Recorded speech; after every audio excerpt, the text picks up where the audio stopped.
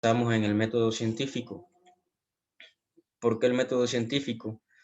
Porque es el conjunto o es la forma en que se aglutinan o se unen diferentes metodologías que se usan correctamente con una actitud crítica y un intenso trabajo. O sea, no se desarrolla por lo que alguien considera o alguien cree, sino que nos reímos por criterios que son expuestos a la crítica dentro de la comunidad científica y mediante estos criterios o procedimientos los consideramos para obtener un resultado.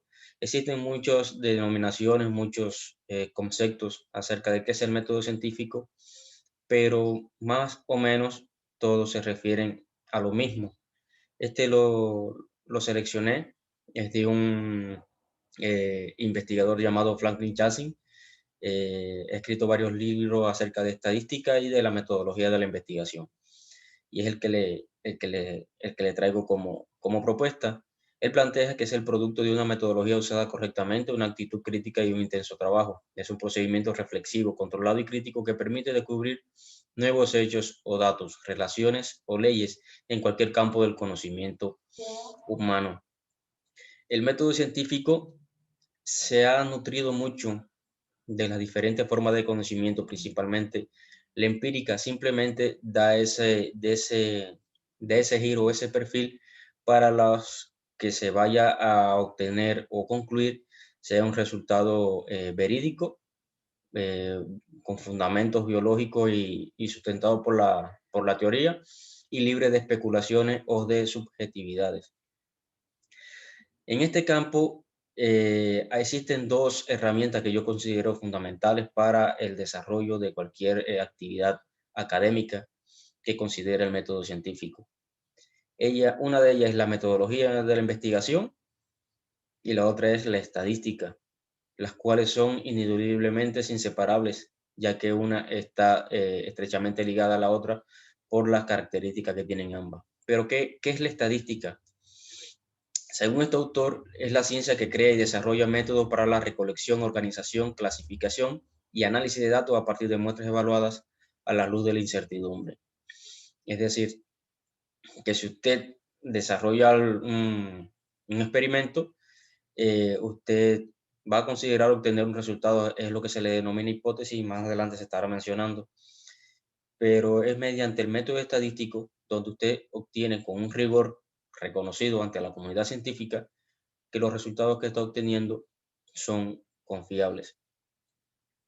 Y que la estadística, por supuesto, está incluido el método estadístico que permite al investigador planificar, analizar e interpretar los resultados de sus investigaciones y concluir y recomendar aspectos de su labor. El método científico tiene diferentes pasos, procesos, rutas críticas, como lo quieran denominar. Entre ellos, traté de seleccionar esto, hay muchos más intermedios, como es el tipo de investigación experimental o no experimental. En la próxima presentación, próxima diapositiva, voy a diferenciar cuáles son estos tipos de investigación. La planificación de la investigación, el diseño experimental y muestreo, la recolección de datos, la estructuración de la base de datos, medición de la magnitud de la variación de los datos, la estimación de los parámetros y la aceptación o refutación de la hipótesis en base al objetivo de la investigación. Ahora, ¿cuáles son los tipos de investigaciones que se pueden desarrollar? Las experimentales y las no experimentales. Ambos, ambos se nutren de la literatura para contextualizar el marco teórico de la investigación, así como para el planteamiento del objetivo y la propuesta de hipótesis de trabajo, que se rechaza o no al concluir esta investigación. Comparten el planteamiento de la hipótesis, la predicción, y la única diferencia es que el no experimental no aplica diseños experimentales respecto al experimental, que si, como su nombre lo indica o su denominación lo indica, si incluye los diseños experimentales. Pero igualmente, eh, el conjunto de técnicas que los conlleva a ambos la aplican en rigor para la interpretación y la formulación de conclusiones y recomendaciones. Para planificar una investigación, considerando algunos aspectos conceptuales, es preciso, antes de plantear el diseño experimental o comenzar a hacer las mediciones, primeramente se debe identificar el problema. Dentro de la labor académica, los problemas cotidianos se deben de transformar en problemas científicos y es donde entra a jugar la metodología de la investigación, pero ese es otro tema aparte y que es muy amplio. Seguidamente de que usted identifique el problema, debe formular el problema científico y su hipótesis. No es lo mismo identificar que formular. Es por eso que hago esta especificación. Luego que determina o formula, perdón, formula el problema y plantea su hipótesis, pues entonces va a plantear el diseño experimental en función de las condiciones que usted tenga y es aquí donde comienza el rigor de la parte estadística. Luego va a delimitar el trabajo de investigación porque muchas veces planteamos un problema, una hipótesis, un diseño experimental y pasamos 3, 4, 5 años eh, haciendo experimentos porque vamos descubriendo cosas nuevas y sin embargo no existe una delimitación donde podamos hacer un corte. Nos ha pasado en muchas ocasiones. Posteriormente, que usted delimite el trabajo de investigación, constituye el equipo con el que va a colaborar y va responsabilizar a cada cual de las actividades que le competen. Y por último, es la selección y los métodos y técnicas que va a utilizar para alcanzar la información que precisa y las mediciones que va a desarrollar en el objeto de estudio o en el modelo biológico. Dentro del diseño experimental y muestreo, debe considerarse, y estas son algunas consideraciones teóricas que se deben de conocer para un procedimiento correcto.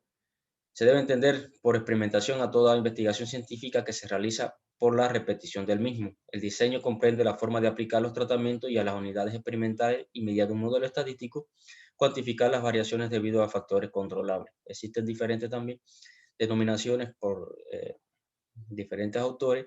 Sin embargo, se mencionan algunos términos aquí que más adelante los vamos a, a desarrollar, como es el término de tratamientos, unidades experimentales y modelos estadísticos.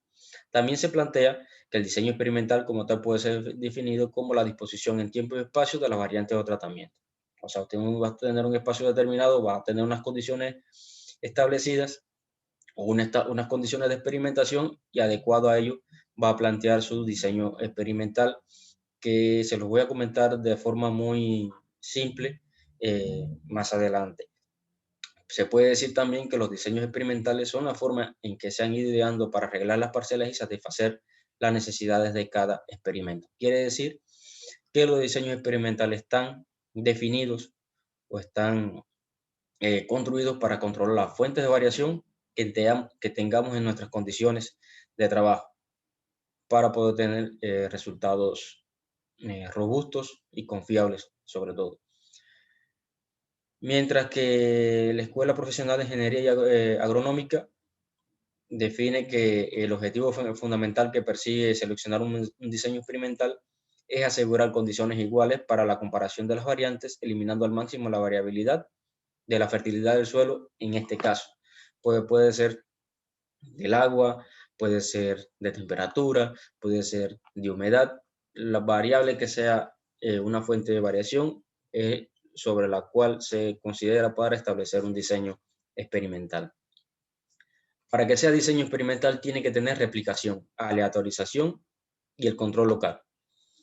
Si le falta alguna de estos principios, pues ya no es un diseño experimental. ¿Por qué?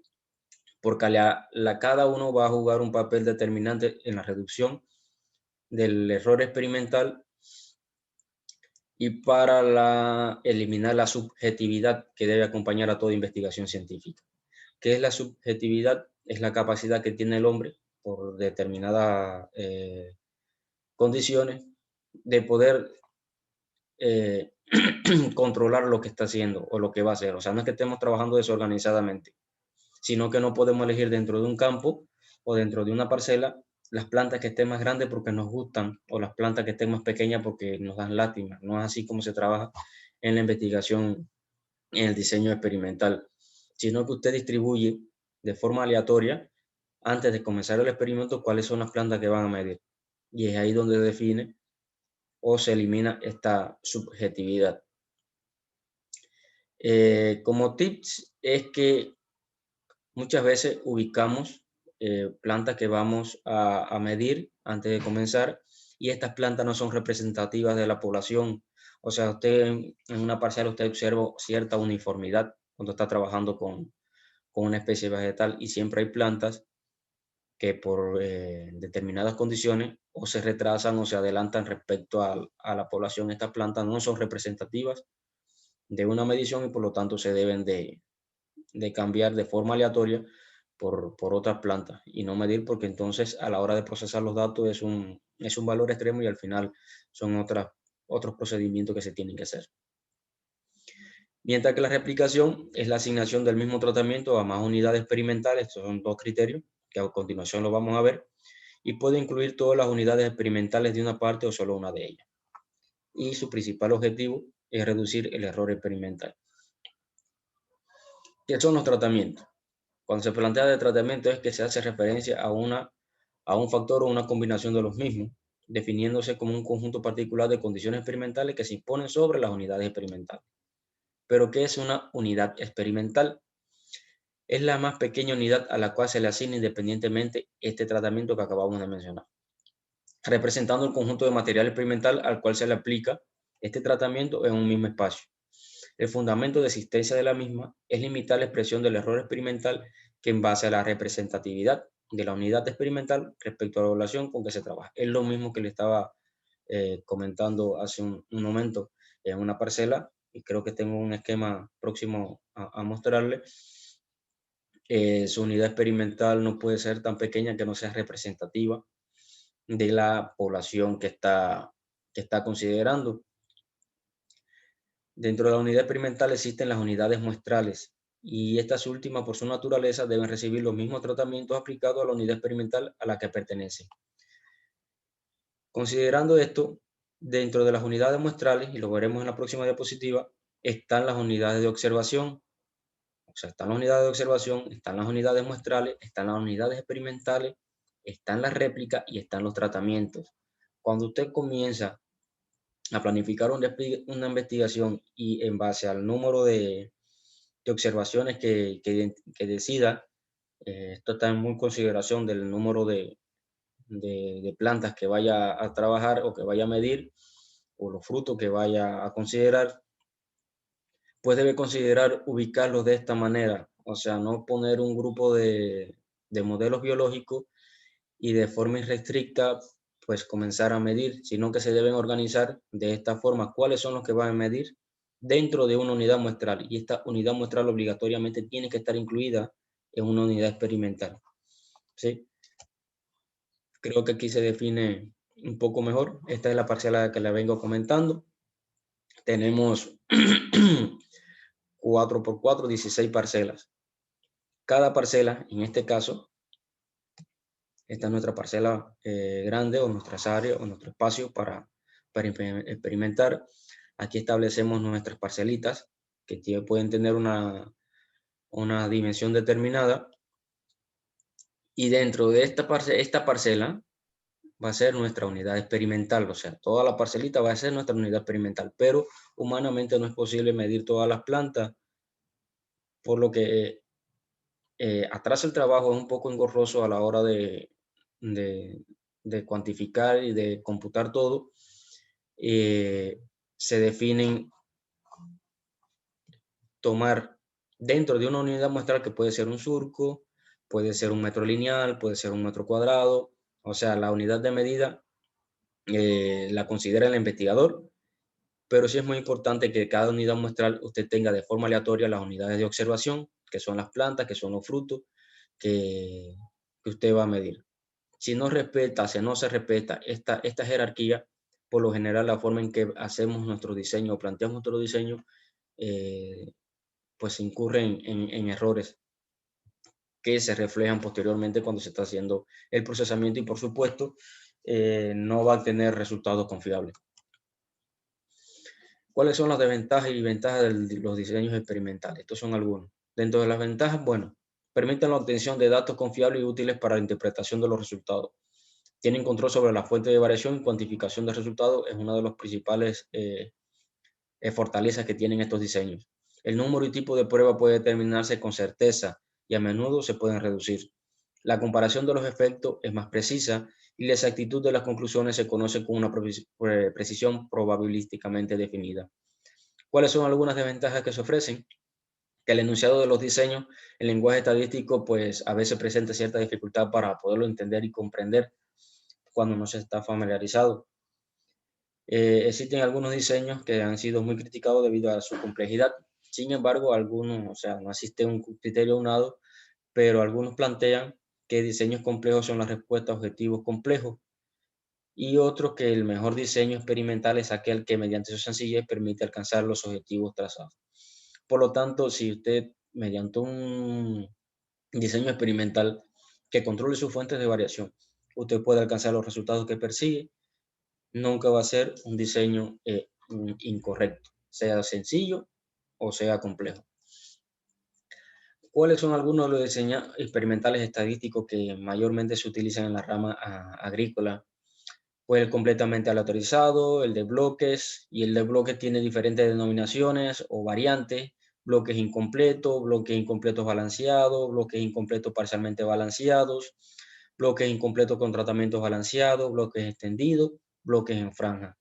Los diseños en cuadrado latino, rectángulo latino, cuadrado latino incompleto, los diseños crossover, el cuadrado latino no replicado, el greco latino y los mutuamente ortogonales. O sea, esto es una de las denominaciones o desventajas que se mencionan, que a veces los nombres son muy complicaditos y pues no logramos ni imaginarnos un cuadrado latino, ni un cuadrado greco latino, ni mutuamente ortogonal, y por lo tanto es la primera barrera que se presenta a la hora de trabajar con los diseños, pero más que los nombres o las denominaciones que tienen,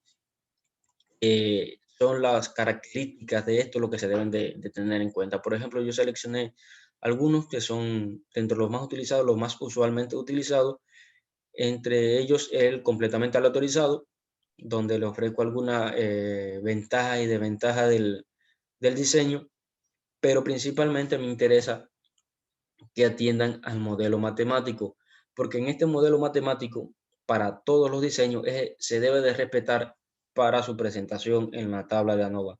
Si una tabla de análisis de varianza no contiene el modelo matemático del diseño experimental, es un análisis incorrecto. ¿Sí? Y si usted comienza con un análisis de varianza incorrecto, pues sus resultados van a ser incorrectos. Muy bien. Es un ejemplo de completamente aleatorizado. O sea, esta misma parcelita la voy a ir presentando en diferentes momentos para que vean que la misma estructura espacial del experimento no tiene nada que ver con el diseño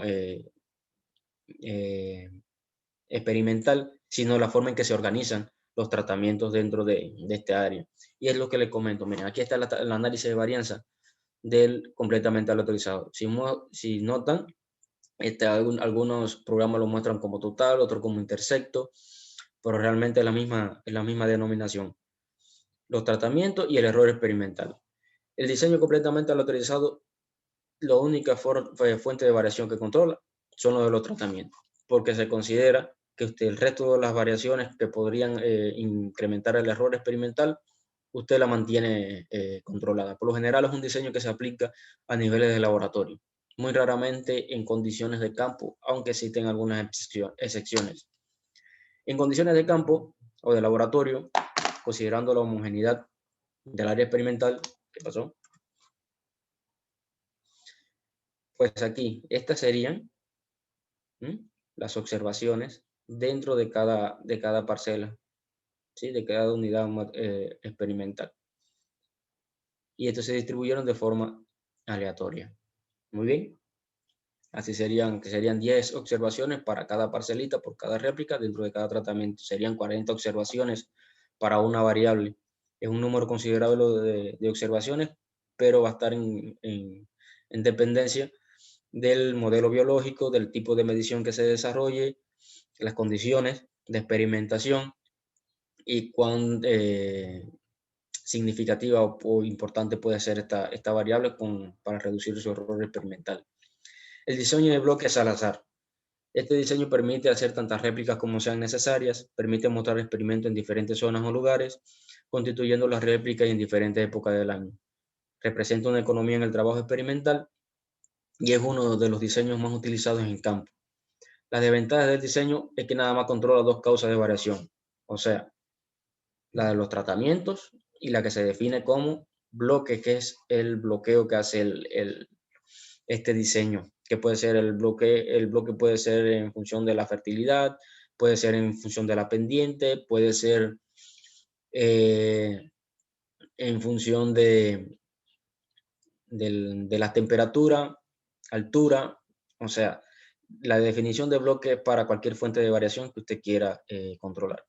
Las ventajas del diseño es que nada más se controlan dos causas de variación, debe ser balanceado, el número de niveles de los tratamientos no debe ser muy grande con el fin de garantizar la homogeneidad de cada bloque y solo se puede eliminar la variabilidad entre réplicas. Aquí encontramos en la misma parcelita, encontramos la misma parcela y con su respectiva réplica y los bloques donde se ubican. Y dentro de los bloques se van a ubicar de forma aleatoria los tratamientos. ¿Qué significa? Ya usted sabe que va a contar con 4 réplicas, cada bloque va a contar con 4 réplicas y usted debe distribuir dentro de cada bloque de forma aleatoria los tratamientos. No lo puede ubicar el tratamiento 1 en el mismo lugar que va a ser para el bloque 1, el bloque 2, el bloque 3 y el bloque 4, sino que lo debe aleatorizar. Ejemplo, en el bloque 1 cayó en la primera réplica, pero en el bloque 2 cayó en la tercera, en el bloque 3 cayó en la segunda, en el bloque 4 en la cuarta. De esta forma, usted tiene una representatividad de todo el área experimental y sus tratamientos están expuestos a las mismas condiciones. Estoy hablando del diseño de bloques al azar. Y este es el análisis de varianza, es como se plantea o como debe de quedar el análisis de varianza. El intersecto, el tratamiento, el bloque y la réplica. Y por supuesto, el error del procedimiento. El diseño cuadrado latino. Este diseño controla 3 fuentes de variación, tiene tantas filas como columnas con niveles de tratamiento y siempre es una matriz cuadrada. Cada tratamiento solo aparece una sola vez en cada columna y cada fila. La disposición de las variantes del experimento sobre el terreno se hace en 2 direcciones perpendiculares recíprocas y esto es lo que lo hace diferente al bloque Salazar. Como desventaja, se puede utilizar en experimentos agrotécnicos y de selección de variedades. No es recomendable su uso en experimentos donde se emplee mecanización. En este diseño no se deben estudiar números grandes de variantes o de tratamientos por la complejidad que van a ver a continuación. Y las filas representan el efecto de uno de los posibles factores de confusión y las columnas representan el efecto de otro factor de confusión. O sea, este diseño es un poquito menos común que el bloque al azar, pero también es muy utilizado. Y vean, está el factor de la fila, el factor de la columna y el factor tratamiento. Son las 3 fuentes de variación que controla el modelo matemático. Y aquí está un ejemplo para entender un poco mejor. Hipotéticamente se probará el efecto de 4 tipos de fertilizante en 4 variedades de tomate por 4 auxiliares diferentes. Perdón. Se representan con los números, o sea, los tratamientos. Los tratamientos, o sea, 1, 2, 3, 4, se ven, están dispersos de forma aleatoria dentro del área donde se dispusieron las parcelas. En las filas están dispuestas las variedades de tomate. Cada fila están dispuestas las variedades de tomate que se van a evaluar y en cada columna son los auxiliares que van a medir. Es a lo que se refiere que se disponen en filas y en columnas de forma recíproca y siempre respetando los criterios de aleatorización de los tratamientos. De esta forma, las filas van a estar representadas por las variedades de tomate, las columnas por los auxiliares y los tratamientos por los niveles de fertilización. Es más o menos espacialmente cómo se ubica un diseño de cuadrado latino. Y por supuesto, el ANOVA, que comprende o contiene todos los componentes del modelo matemático del diseño. Y el de parcelas divididas es un poquito menos común.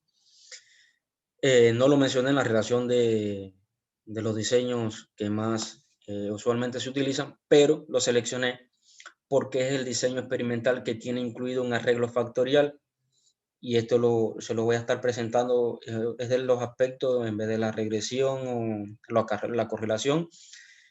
Para cerrar la plática, el elemento que seleccioné para mostrarles. Es práctico y rentable cuando se requiere aleatorizar varios niveles de dos factores. Se particulariza en parcelas principales y subparcelas. Es uno de los diseños experimentales que tiene implícito un arreglo factorial. Aquí está el arreglo factorial. Y los efectos de los tratamientos en las parcelas principales están completamente confundidos con los efectos de los tratamientos en las subparcelas. Confundido es que están unidos, no que andan perdidos.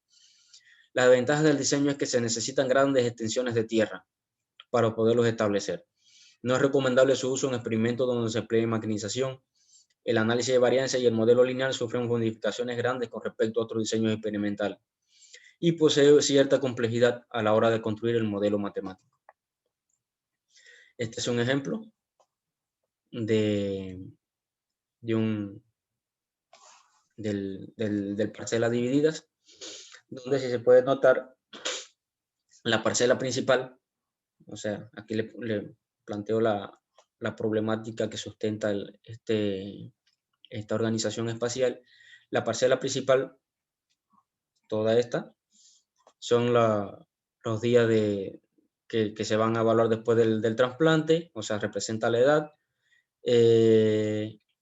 La subparcela va a representar a cada variedad que se incluye dentro del tratamiento, y la réplica, bueno, pues el número de replicación que tiene, que pueden ser hasta, no lo había mencionado, hasta a partir de 3 réplicas se recomienda que se utilicen en cualquier tipo de diseño experimental, que es lo que se considera como un rigor del diseño. 2 réplicas, pues ya existe la duda, la incertidumbre si existe representatividad para eliminar o reducir el error experimental. Y este sería el análisis de varianza. A continuación, creo que en el Stack Graphic le puse varios ejemplos, o sea, ANOVAs reales de diferentes procedimientos que se han realizado para poderlo comprender un poquito mejor. Ahora, algunas consideraciones que a veces no pasan de forma desapercibida, pero que son muy importantes y que nos incluyen o introducen fuentes de variación y que no están relacionadas con el diseño del experimento, ni con la medición, ni con la concepción de la investigación. Estas son a la hora de la toma de datos, sean variables cuantitativas o cualitativas. Se debe considerar el número de operarios, el instrumento de medición, la unidad de medida, el intervalo de medidas, horario para las mediciones y el entorno experimental. ¿Por qué el número de operarios? Por lo general, lo más recomendable es que una misma persona haga las mediciones. Si comienza a hacer alguien, el estudiante, el amigo, el director de tesis comienza a medir el número de plantas o la altura de la planta, la variable que sea esta persona la que se mantenga desde el inicio hasta el final del experimento. Cada cual tenemos errores implícitos, y pues si cambiamos indistintamente de quién va a tomar la medida de esta variable, quién la va a cuantificar, pues este error se multiplica, y pues cuando se va a desarrollar el análisis estadístico, pues se refleja y es muy difícil de poderlo resolver. Los instrumentos de medición y la forma en que se debe de trabajar con ellos, las unidades de medida con las que se está trabajando, la precisión con la que se debe de medir, y está muy ligado a la persona que desarrolla la medición. El horario para las mediciones, algunas mediciones que se deben de ser muy temprano al alba, hay otras que se deben hacer al ocaso. Respetar estos horarios para obtener criterios confiables a la hora de cuantificar la variable. Y el entorno experimental. Para la confección de la base de datos se debe tener quien va a hacer elaborar la base de datos, la claridad del estudio que se pretenda desarrollar, estar descansado para evitar los errores taquigráficos que tanto nos perturban en ocasiones cuando estamos trabajando una maestría de datos bastante extensa. Concentrado en lo que se está haciendo, no se puede estar mirando el teléfono, no puede estar pendiente de la computadora, lo que está haciendo el de al lado, tiene que estar concentrado en lo que está realizando, porque esto también incluye errores taquigráficos o errar en las unidades de medida y pues invalida pues, todo el esfuerzo y todos los procedimientos que se han hecho previamente. Conocer el protocolo de experimentación y la claridad de las unidades de medidas de las variables que está computando, ¿no? Una vez que ya usted estableció su diseño, hizo sus mediciones, comenzó a confeccionar su base de datos, comienza el proceso de estadístico, propiamente dicho, que ya es muy aparte del diseño experimental.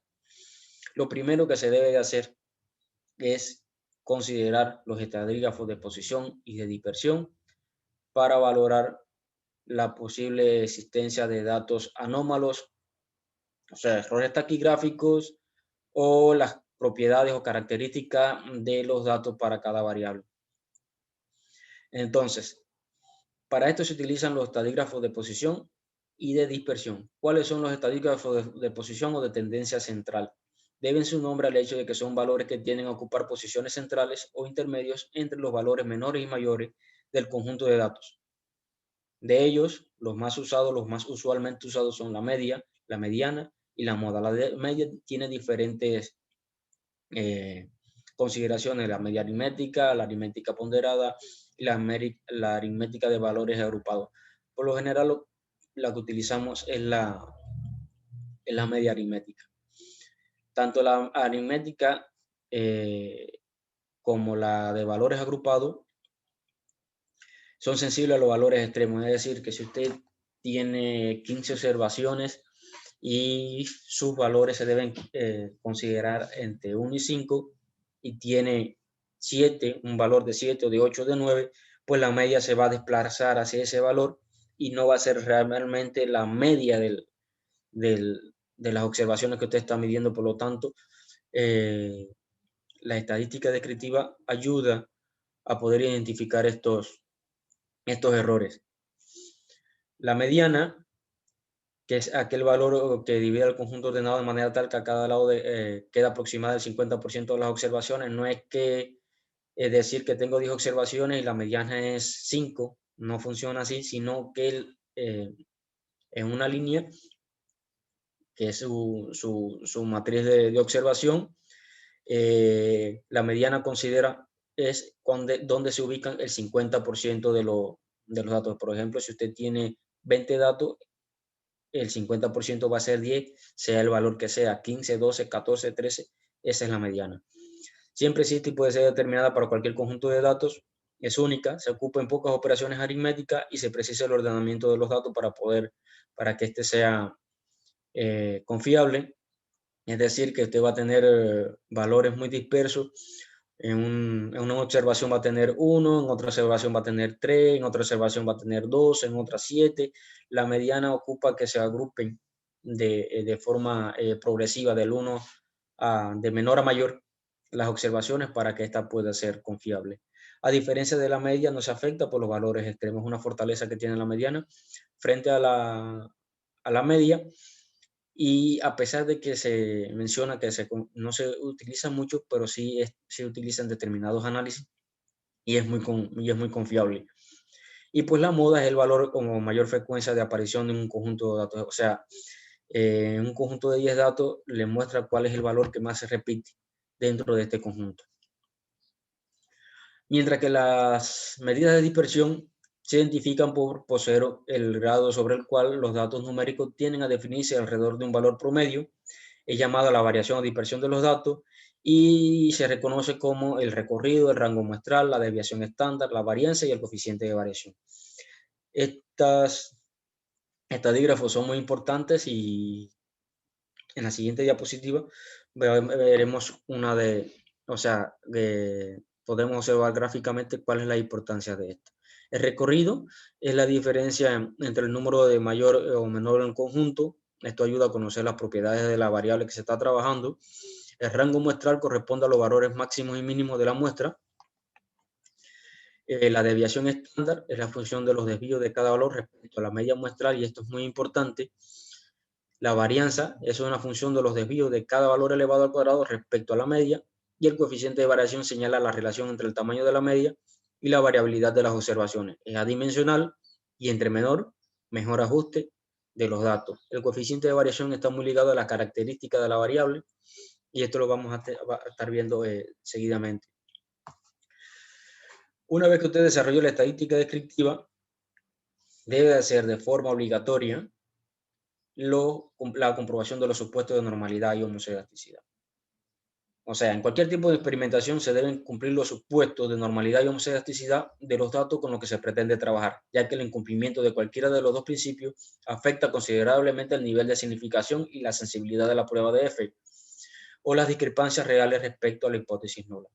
Esto quiere decir que a veces usted considera que está trabajando a un 95% de confianza o a un nivel de significación del 0.05, cuando en realidad está trabajando a un 85-87% de confianza, o a un 0.77 o un 0.78 nivel de significación, lo cual es erróneo y se debe precisamente a la no comprobación de los supuestos de normalidad y homocedasticidad.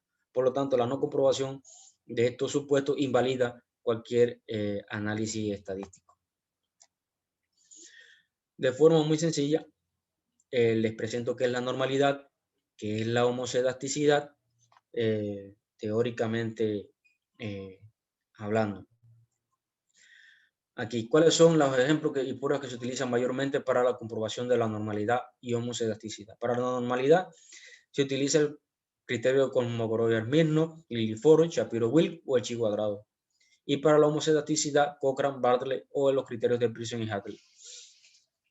Este es un ejemplo de lo que le mencionaba de los estadígrafos de posición y de dispersión, como pueden ser de posición la media, el número de datos, el mínimo, el máximo. Esto nos ayuda mucho a identificar cuando nos hemos equivocado en los valores, la varianza, la desviación estándar, el coeficiente de variación. En este coeficiente de variación, lo recomendable es que se mantenga por debajo del 30%, o sea, sean valores inferiores a 30. Cuando se tienen valores inferiores a 30, se puede intuir, no afirmar, que sus datos cumplen con una distribución normal. Por ejemplo, aquí, es la prueba de normalidad según el criterio de Kolmogorov-Smirnov, Liliford, Shapiro-Wilk, de estos datos que están aquí presentándose. Si se puede observar, los criterios que se utilizan son los niveles de significación. Estos tienen que ser superiores a 0.05. En este caso, Kolmogorov-Smirnov dice que es inferior, también lo dice Liliford y lo confirma Shapiro-Wilk. Por lo tanto, estos datos no tienen una distribución normal y se deben de tomar alternativas estadísticas o matemáticas para que cumplan los supuestos. Nunca se deben de modificar a lápiz estos datos. ¿Por qué? Porque además de ser un irrespeto a la labor que se desarrolla, es un autoengaño que se hace después de un arduo trabajo y de una ardua gestiones para lograr el desarrollo de un experimento. Por lo tanto, no cuesta nada informarse acerca de cuáles son los procedimientos que se pueden desarrollar para lograr cumplir los supuestos de normalidad u homocedasticidad, o cómo trabajar con estos datos que no están cumpliendo con estos supuestos. Una de las alternativas es la transformación de las variables. Estas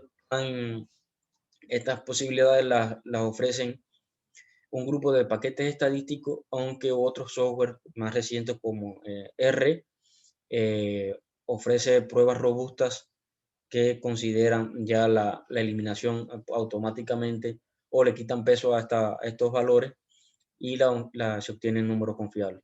Bueno, dentro de las transformaciones, existen particularidades en función del origen de los datos, de las cuales se puede proceder a su transformación. Su transformación quiere decir que cambia la unidad de dimensión de la variable para que ésta logre alcanzar la normalidad.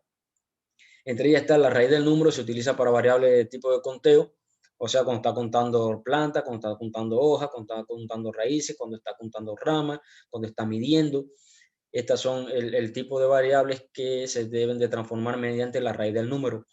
Mientras que las variables que se consideran o que tienen implícita conteos extremos, como el conteo de bacterias que puede tener desde 0 hasta 1.000.000, o de micelio o espora de hongo, se recomienda que se utilice el logaritmo natural o neperiano, mientras que el coseno de la raíz cuadrada de la proporción es recomendable su uso cuando los datos son expresados en porcentaje o existe la alternativa de sí o no. Cuando un dato está presentado en porcentaje, existen muy grandes posibilidades debido a que estos datos no presentan una distribución normal de que los valores que se obtienen, si no se transforman, no sean confiables. Por lo tanto, estas son alternativas de transformación que se deben de considerar cuando se tiene una variable que no cumple con los criterios de homozedaticidad o de normalidad.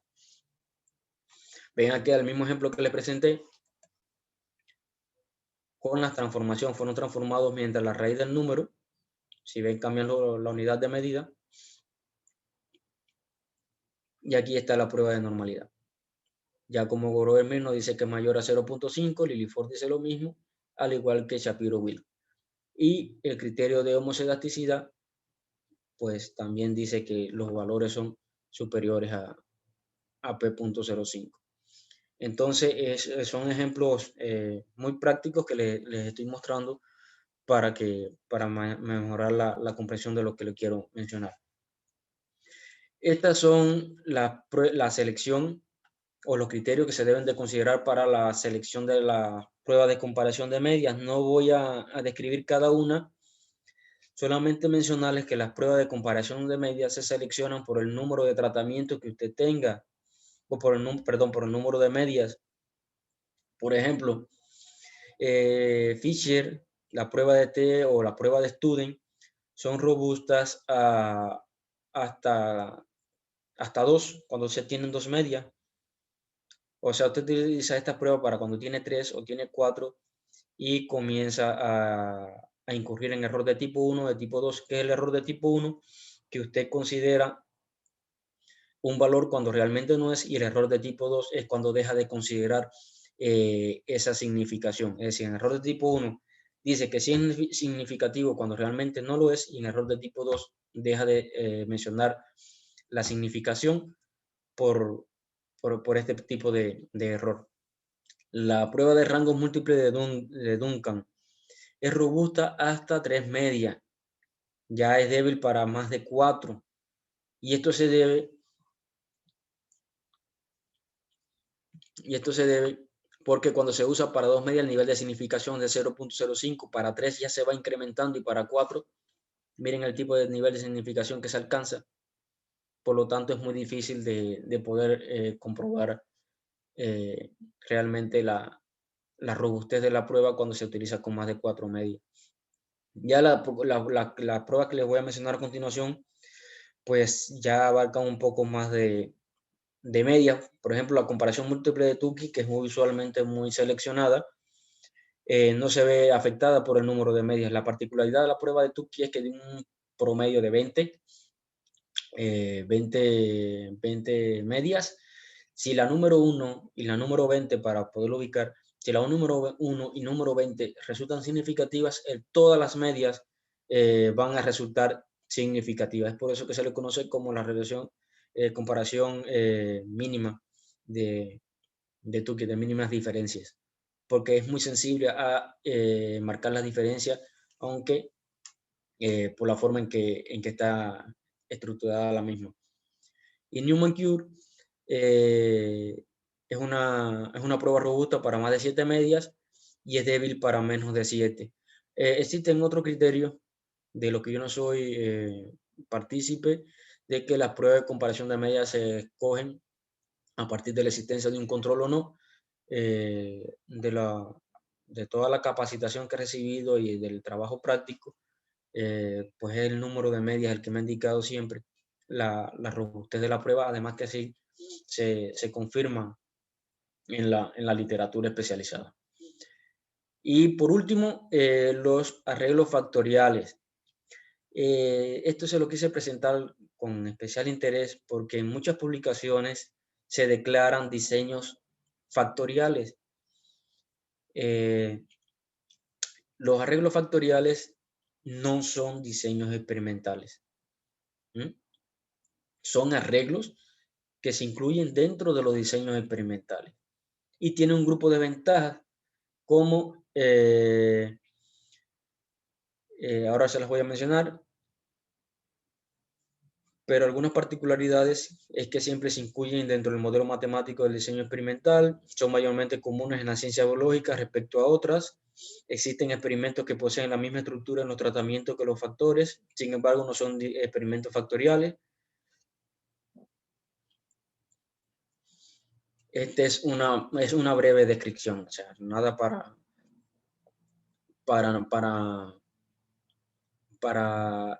no comprender, pero por lo general es como se representan los arreglos factoriales cuando el número de factores es el mismo, y aquí pues ya se va modificando el número de factores y la base indica el número de niveles. Por ejemplo, de fertilización en 3 variedades de tomate sería 5 niveles de fertilización en 3 variedades de tomate, sería un arreglo factorial de 5 por 3, para hacerlo un poquito más asequible. En un experimento factorial se investigan simultáneamente los efectos de cierto número de diferentes factores. La necesidad de estudiar conjuntamente varios factores obedece principalmente a 2 razones. Encontrar un modelo que describa el comportamiento general del fenómeno en estudio. Esto se restringe al rango de variación de los niveles de los factores. Y por otro lado, optimizar la respuesta variable independiente, es decir, encontrar la combinación de niveles de factores que optimizan esa respuesta. Es una de las formas en que por lo general cuando se grafica se puede interpretar si hay interacción o no hay interacción, o de qué manera hay interacción debido a las modificaciones en la magnitud de la recta, y cuáles son las ventajas y desventajas que poseen los arreglos factoriales. Las ventajas es que son muy eficientes, tienen un gran alcance, permiten estimar por separado los efectos de cada factor y sus interacciones debido a cómo se presentan en el análisis de varianza, que se lo estaré mostrando enseguida. Y las conclusiones obtenidas poseen mayor base inductiva. Dentro de la desventaja, bueno, completamente impráctico cuando se incrementan desmedidamente los factores o sus niveles por la complejidad, sobre todo a la hora de interpretar los resultados. Biológicamente a veces se hace muy complejo poder interrelacionar un número de factores para cada variable. Cuando aumenta el número de combinaciones, la magnitud del error experimental también se incrementa. Un aumento de los factores introduce dificultades en la interpretación de las interacciones de alto orden y la complejidad en la construcción del modelo matemático. ¿Cómo se puede identificar la aplicabilidad de los arreglos factoriales? En trabajos de exploración, en la comprobación de interacciones, cuando se requiere encontrar la combinación de los niveles que maximiza la respuesta general, y en experimentos diseñados para poder llegar a recomendaciones que pueden aplicarse a una gran variedad de condiciones. Esto es un ejemplo de lo que es un arreglo factorial en un diseño completamente aleatorizado. Aquí les represento el modelo matemático del completamente aleatorizado, sus réplicas y sus tratamientos. Aquí está la media, la réplica, y en donde van los tratamientos, pues se incluyen todos los niveles para este que se quiere estudiar, y resulta entonces en la interacción de cada factor, ¿sí? Estos son los factores que van incluidos dentro de donde están los tratamientos. En el análisis de varianza, pues quedaría así. O sea, estos son los tratamientos. Estos dos son los tratamientos, las réplicas, el tiempo. Y aquí están las interacciones o la combinación de factores reflejado en una tabla de análisis de varianza. Esto es un ejemplo de arreglos factoriales en diseño de bloques al azar. Como pueden ver, la media, las réplicas, y aquí están el bloque y los tratamientos con los diferentes factores. Estos modelos matemáticos se tienen que construir en el programa estadístico, o sea, no es un programa estadístico que relacione un diseño experimental con un arreglo factorial. Es por ello que se complejiza un poco a la hora de construir el modelo matemático. Y este es el análisis de varianza que se obtiene con la redacción o al relacionar un diseño de bloques al azar con arreglos factoriales. Este es un parcela dividida, que fue el que le mencioné y el que retomo. Este tiene este modelo matemático, que es el del diseño experimental, tiene un error, dos errores. Uno, el de la parcela principal, y el otro error es del procedimiento como tal. Y al final se termina con una interacción entre la parcela principal y la subparcela. Parcela principal puede ser cualquier denominación, un cultivar, un fertilizante, una edad de corte, una edad de trasplante, perdón, día de trasplante, y una subparcela puede ser, y la subparcela puede ser cualquier otra condición. En este ejemplo que les muestro, la frecuencia de corte fue la parcela principal y el cultivar fue la subparcela. Y es esta forma en la que se ordena el modelo matemático, que tiene que construirse, lo reitero nuevamente. Bueno, forma de conclusiones. Debo mencionar que es imprescindible conocer el método científico para poder desarrollar un experimento científico. El conocimiento de los conceptos básicos del diseño experimental permitirá concebir y desarrollar procedimientos experimentales confiables. Las estadísticas descriptivas van a permitir, en el orden de los diseños, inferir la normalidad de los datos. Es obligatorio la comprobación de los supuestos de normalidad y homocedasticidad. Se debe conocer el modelo matemático del diseño experimental y respetarlo a la hora de desarrollar el análisis de varianza. Los arreglos factoriales no son diseños matemáticos, perdón, diseños experimentales. Y la estadística es una herramienta que ofrece la opción de usarla para encontrar la verdad o para disfrazarla. Úsala siempre bajo principios éticos, morales y en respeto al hacer ciencia. Muchas gracias. Bueno, gracias, doctor, por su charla muy explicativa. Empecé a recordar mis clases de estadística, de diseños experimentales que llevé en la universidad, y yo creo que sí nos hace reflexionar mucho sobre el uso de los experimentos que estamos ahorita trabajando, qué tipo de estadística nosotros tenemos que utilizar, qué tipo de diseño experimental debemos de aplicar en el momento de planear el trabajo de investigación, ¿no? Se me hizo muy bonito, porque yo creo que es parte de lo que ahorita los compañeros o los estudiantes han visto en sus clases, y bueno, reforzar esa parte, ¿no? No sé, jóvenes, si tuvieran algunos comentarios, algunas preguntas al doctor, aprovechenlo ahorita que está aquí con nosotros, alguna duda que les haya surgido.